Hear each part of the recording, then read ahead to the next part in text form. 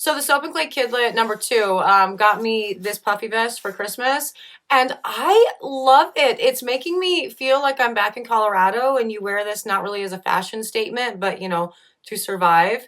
And so you're probably going to see it a lot during the channel until it stops feeling so cold outside that I don't want to wear it anymore. But for right now, I love it. It's perfect. It's awesome. Has nothing whatsoever to do with the pour that we are doing today. But when does it ever? But before I tell you about the pour and all of the things, hello, I am Mrs. Soap and Clay. Let's make stuff.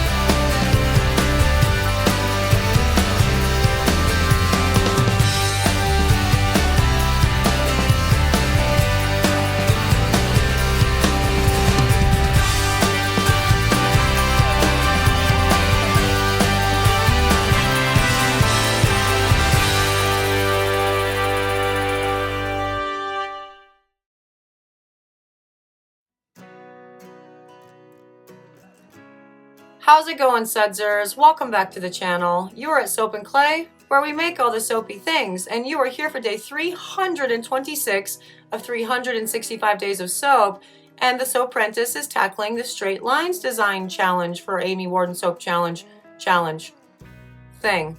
Yes. And yes, so yesterday I ended up doing that in 15 individual little teeny tiny batches of soap. That's what that ended up being, was 15 batches.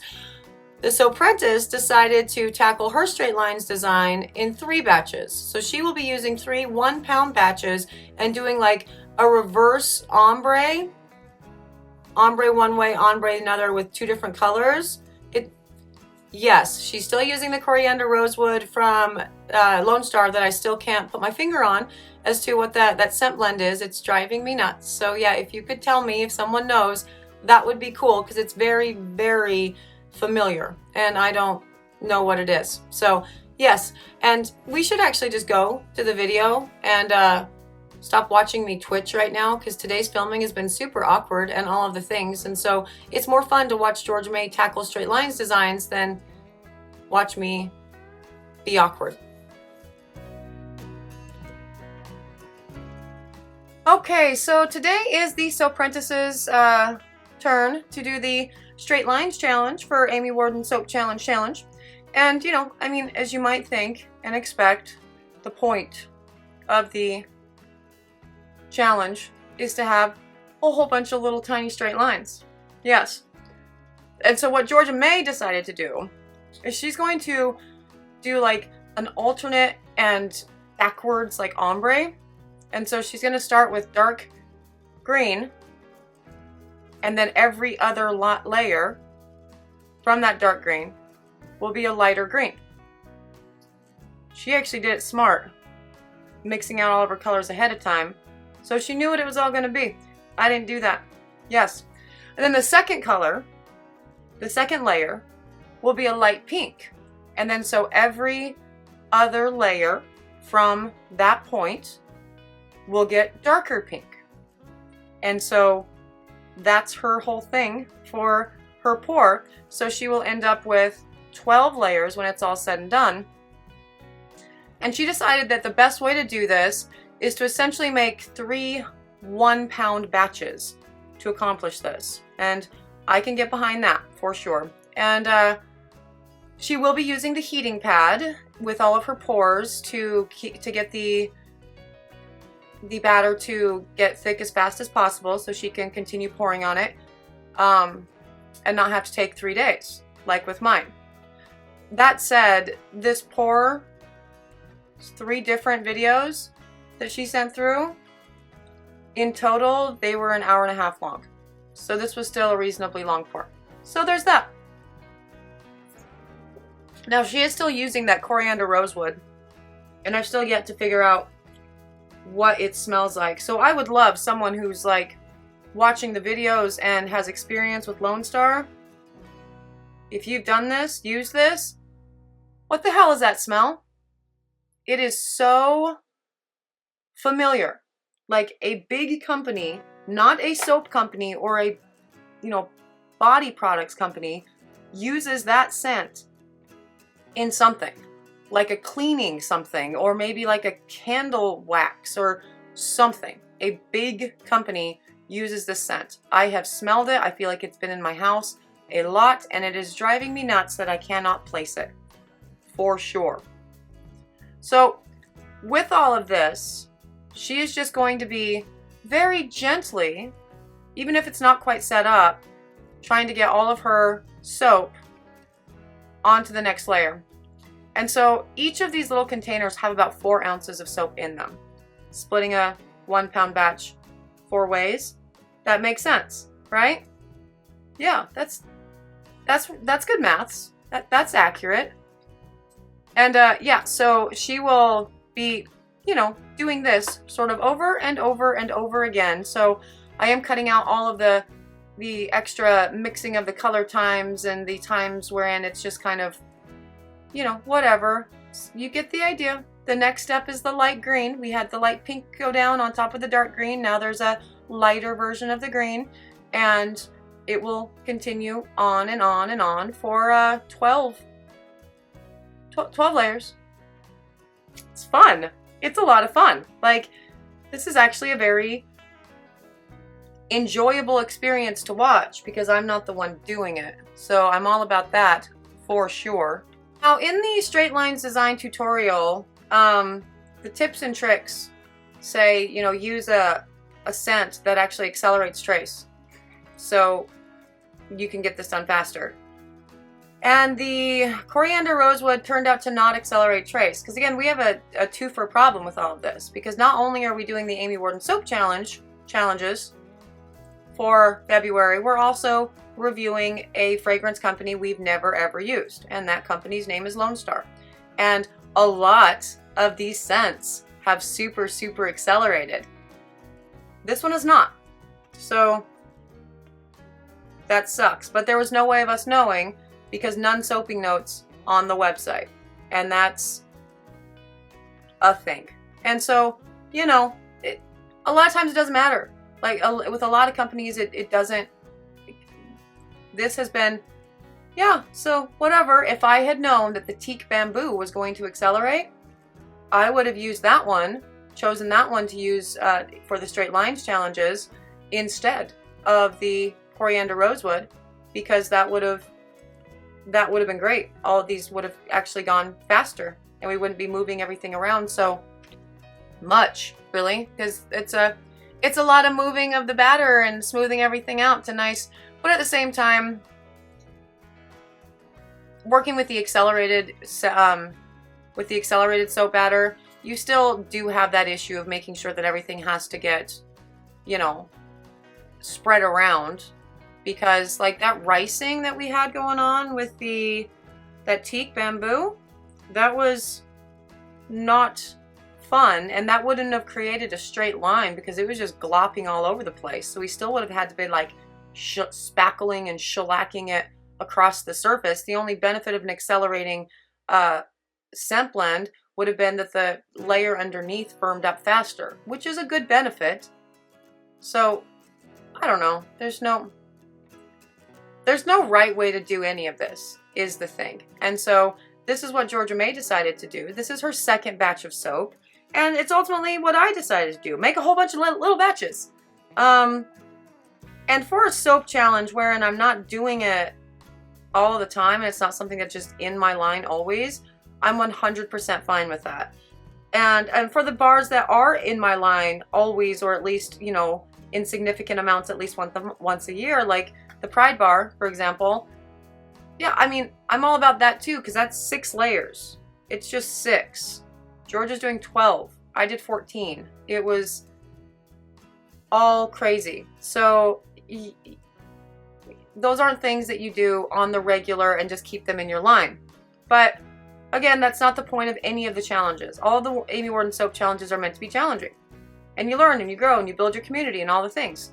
And for that reason, it works. And from what I know with the soap challenge, that little community is still like so supportive and nice to each other, which is super awesome because like the soap making community in general, like as a whole, you're finding people being nice to each other just consistently, kind of in short supply. But Amy Warden soap challenges, they still, it's just this still beautiful community of soapers that like build each other up, and this looks great and all of the things, and it's fun. I mean, to my knowledge, I'm pretty sure all of the comments that I see, I mean, I haven't looked at the ones in the past year or so, so maybe they went off the rails too, but I highly doubt that. Because Amy Warden brings out the best in people. And so I don't know that she would ever, that they would ever do that. I don't think they'd do her dirty like that. That's just, this is just my thinking. So we're kind of in the middle of the bar where interestingly, like the hue of pink and green are like the same hue. Is hue the right word? They're both pastel. Is that hue? I'm not. You guys know I don't know anything about color terms. Like, I still don't know the difference between ombre and gradient, and maybe a gradient is what she's doing right now, and it has been explained to me multiple times by many of you, and I still forget. Like, I cannot, I can't, I don't know. And I'm gonna actually look this up. Gradients are different colors that blend into each other, getting lighter and darker. Ombres are colors from the same, yeah, so she's doing an ombre. That's right, it's an ombre. Now let's look at hue. What's the definition of hue? For those of you who maybe don't know these definitions, you're going to learn some stuff right along with me while we watch Georgia May do the thing. A color or shade. Well, maybe that's not the right word then.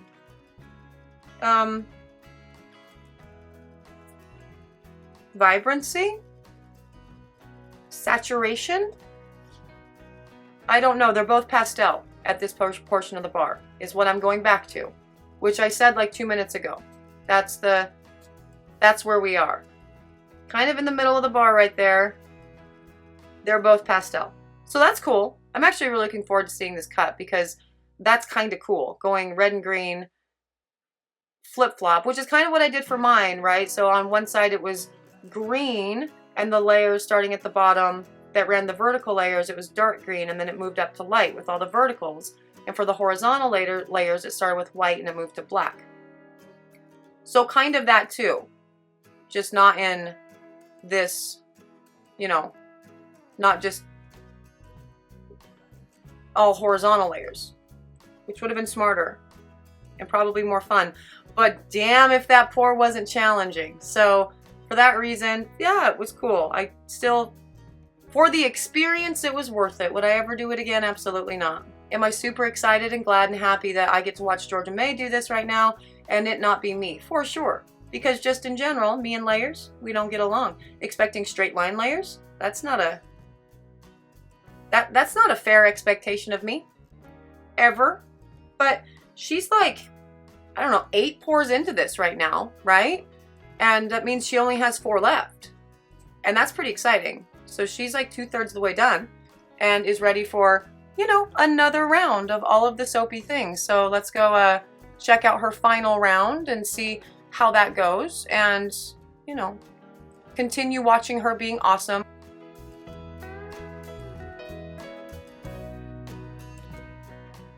All right, final pour here.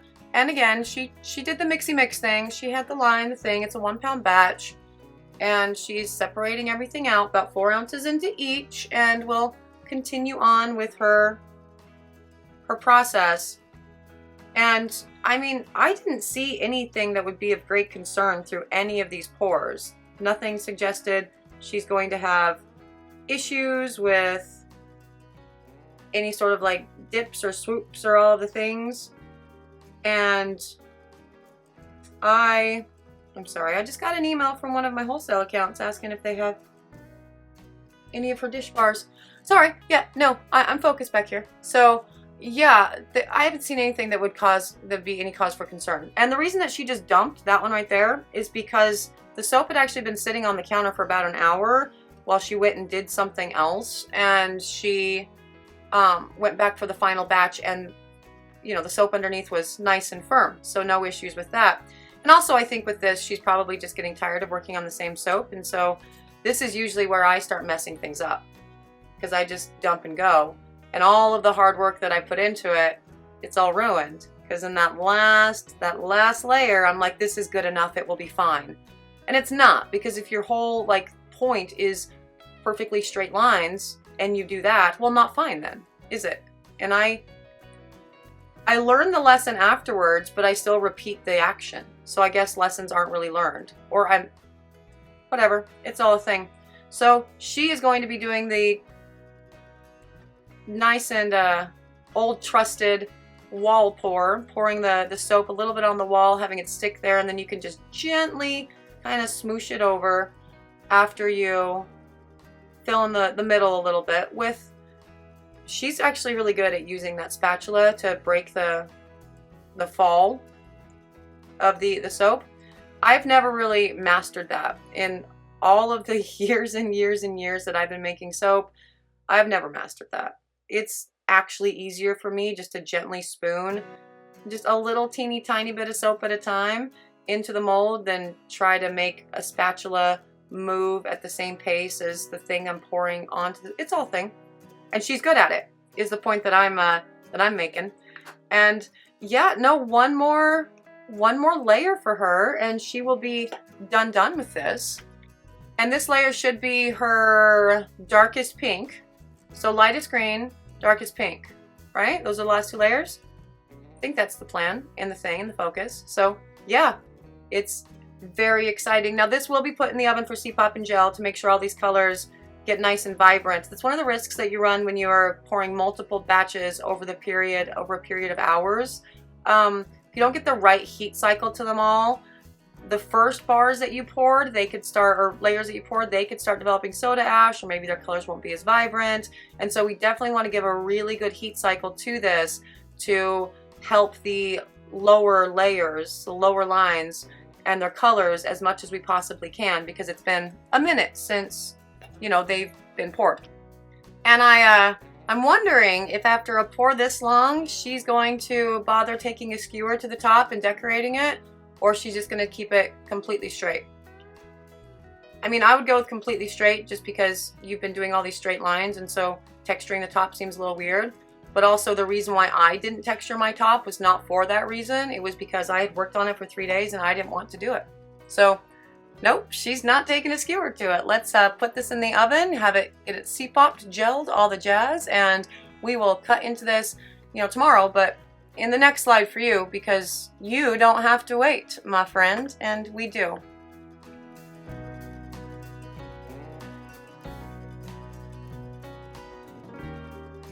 Okay, and on to the cut. We are looking at a very nice bar of soap. It is delightful. I love this. That's cool. That looks good. It's very shiny. Got a couple pock marks, but nothing too terrible with the little air pockets there. It's okay. And I am, of course, from the middle, always. Oh, and look at that. Isn't that beautiful? She did such a good job, for sure. And the only really wiggly line would be the second to last pink one that she poured. And again, I get it. You get to the end of the pour and it's like, can I be done? Which was another one of the reasons why I decided to just force myself to break my pour up into multiple days, because I didn't want the frustration that would come from working on a soap for essentially 9 hours straight. And so also that. But like overall, that's a beautiful bar of soap. Like all of the different colors are all the same like height, right? Because they all have 4 ounce, they're all 4 ounces. That's what each of the pours were. And so that's cool. I love that. It's all super pretty.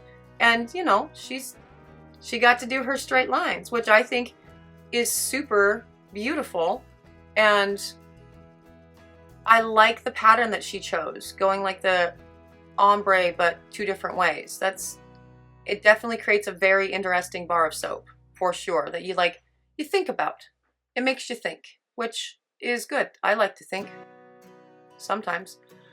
Not when it comes to straight lines, but this is cool. And yeah, Georgia May, she was glad to have done the challenge too. I think she had a very beautiful bar of soap, and I just stole her end piece because I wanted to smell it just so I could yet again say, what is that smell? I cannot pinpoint this, but it smells like something. And you know what that something is still escapes me. But that is Georgia May's attempt at the straight lines soap challenge from Amy Warden. It is day 326, which is crazy to say in and of itself. And yeah, it's a beautiful bar of soap. I really love this. Good job. So yeah, there it is. There's another way to tackle a straight lines design challenge. I mean, there's really no wrong way to tackle straight lines, just in general. The whole point is just get them straight. And in this case, they needed to be small. And so they were on both counts. And I love what she did. I love that she had the sense to put all of her colors out and have them all figured out in their own individual beakers before she started the process, which was not something that I did with mine. So as a result, my greens got a little bit weird right there in the middle because I forgot how deep I had made the green all the things. So yes, prep work, it's definitely a must if you're going to be doing something like this. And ultimately, the 3 1-pound batches totally worked for her. She was able to get it done in, with under 2 hours doing it this way. So, I mean, and not 2 hours just dedicated directly to the soap, yes, and I did mine in 3 days. So yeah, go her way. It's much smarter, it's much easier, and it produced a really awesome bar of soap. So yes, if you're interested in either one of these soaps, either the one from the Soap Apprentice today or mine from yesterday for the Straight Lines Design Challenge, you can totally find them on the website at soapandclay.com. Yes, if you'd like to follow me on social media, you can find me there. I'm on Facebook, Instagram, and Twitter. Cool. If you'd like to subscribe, hey, that'd be cool. I'd like that. That would be awesome for me. For those of you who have subscribed, hey, thank you. You're awesome to me. I am out of here for today. I hope you guys had some fun and learned some stuff today. I really do appreciate everyone that joins us for every round of 365 days of soap. And I will see you guys all again tomorrow for another round of soapy fun. Bye. Still awkward.